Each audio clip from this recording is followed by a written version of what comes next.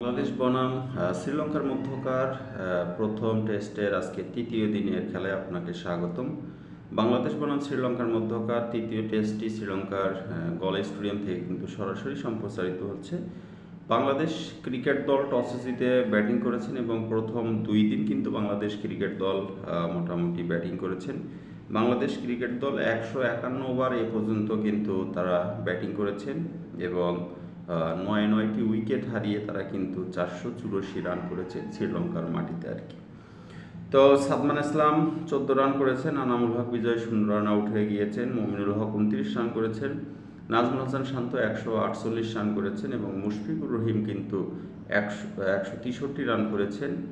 তারপরে লিটন কুমার দাস 90 রান করেছেন, জাকের আলী অনিক 8 রান করেছেন, নাইম হাসান 11 রান করেছেন, তাইজুল ইসলাম 6 রান করেছেন। এখন হাসান মাহমুদ এবং নাহিদ রানা কিন্তু ব্যাটিংয়ে রয়েছেন।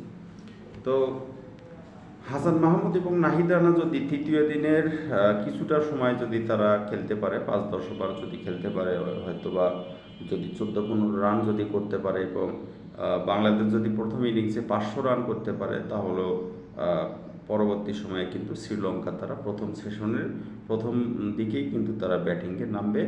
অথবা এমনও হতে পারে যে বাংলাদেশ আজকে ডিক্লারেশন দিতে পারে এবং এই রানেই তারা কিন্তু প্রথম ইনিংস তাদের ইতি টানতে পারে আর কি।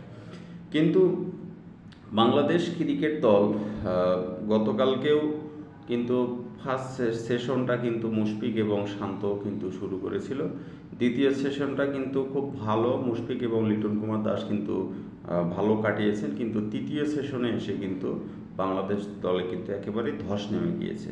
পুরো বিকেলটা কিন্তু কালকে ছিল শ্রীলঙ্কান বোলারদের, বাংলাদেশের ব্যাটাররা কিন্তু কিছুই করতে পারেনি। বিশেষ করে জাকের আলী অনিক, তাইজুল ইসলাম তিনি কিন্তু ভালো টেস্ট খেলেন, ভালো ট্যাকেল দিতে পারেন, জাকের আলী অনিক ছিলেন, তো তারা কিন্তু মোটামুটি কিছুই করতে পারেনি। নাইম হাসান, তো সেটা কিন্তু বাংলাদেশ দলের জন্য একটা ব্যর্থতা।